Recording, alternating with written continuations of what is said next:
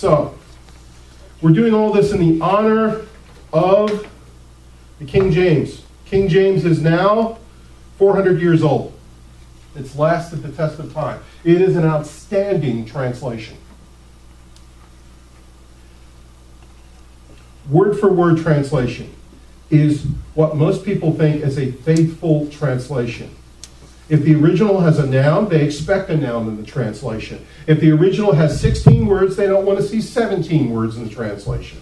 This type of translation, I'm going to give you some big words, formal equivalence. The King James, the ASV, the NASB comes the closest in this ideal. The other end of the expression is thought for thought, or phrase for phrase translation. It's known as a dynamic equivalence, or as some people start calling the functional equivalence in translation. A dynamic equivalence translation is not concerned with the grammatical form of the original language as much as it is the meaning of the original. It allows more room for interpretation and easier to understand. The NIV comes under this category. The Holman comes under this category. The difficulty of translating. And I want you to hear this because we got into this, remember Thursday night, we got into the phraseology. That because of the Jewish idioms that we deal with in the New Testament, when you look at the Ten Commandments, in the Jewish culture, they stress the positive by talking about the negative. You shall not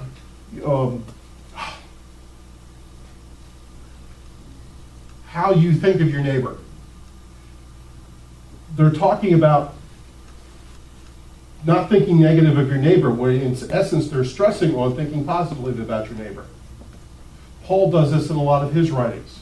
He talks about the negative, but he's actually stressing the positive. Here's what happens in translations. You can lose some of that in the translation if you don't understand the Hebrew culture.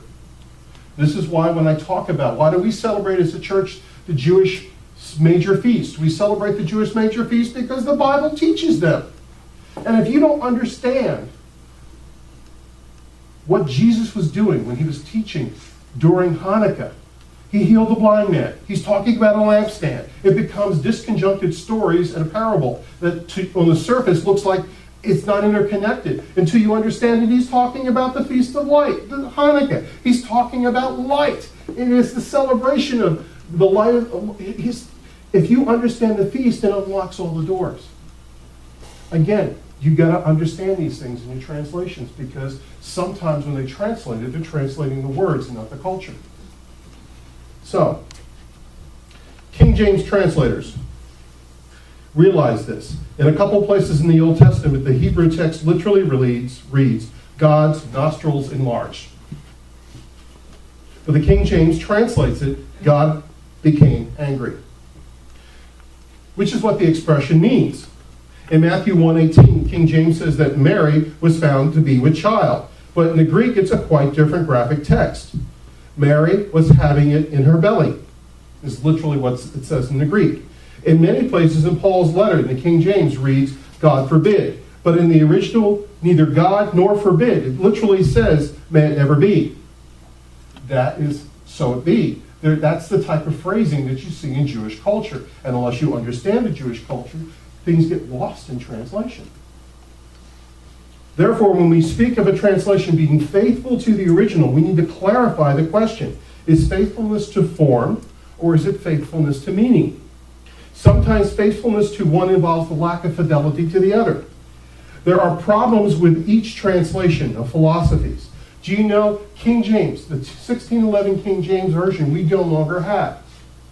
Do you know that it has been revised 3 times in 400 years? Do you know they have made 100,000 changes to it?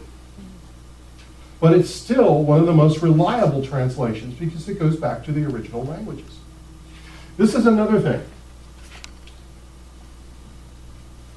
The more reliable translations when it comes to form were based upon majority text versus minority text. And what do I mean by that? Majority text means they took the maximum number of what was available of the original languages and they did a comparison. They used the maximum amount. Some of them used as many as 4,000 scripts of paper. 40,000 scripts of paper, whereas a minority text might have only looked at 4,000. So that when you look at the King James, they were looking at the Vulgate, they were looking at all these other Bibles, as well as the original languages, to decipher what the proper translation to the language is. The modern one, good news for mankind, isn't so much good news. So which translation is the best? There's no right answer. You need to hear that. There is no perfect translation. I suggest every Christian have at least a solid study Bible. What's a solid study Bible? My piece of paper. Solid study Bible. Holman has an illustrated study Bible. The Schofield Bible, still the test of time, is an outstanding Bible to work with. The ESV has a study Bible. There's a great Bible that MacArthur uses, the King James, the New King James, as a study Bible. My personal one that I want to own, that I don't own yet, is the New Holman. Holman has a apologetic Bible, study Bible. It's outstanding. One I happen to use a lot is the Archaeological Study Bible, the NIV that came out. I really like it because it has archaeology in there. It has the research that's been done, the proof text of examples of where it happened in history. All these Bibles are Bibles that you're going, if you threw them at your spouse, you would go away for murder, okay? These are seriously large books. They're not something you're going to bring to church. Unless you really want to look like you're pious, okay?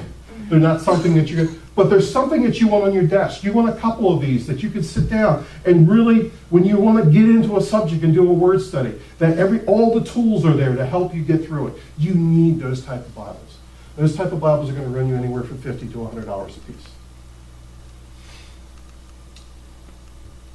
Then you need a Bible that you can enjoy reading. Something that you can keep on the front seat of your car or in your glove box. You know, I happen to like the Message. I love the frankness of it. I know that sometimes it's difficult to point back to the original language from it because it's very flowery, it's very readable. I happen to enjoy it. It's very popular on college campuses because it's so readable. What Peterson did. That's one that I will use. I'll use the New King James because I like the New King James. I'll use the Holman because I enjoy the Holman. Holman's a very good translation. It's very readable. So you want something that's a thought for thought that's very readable.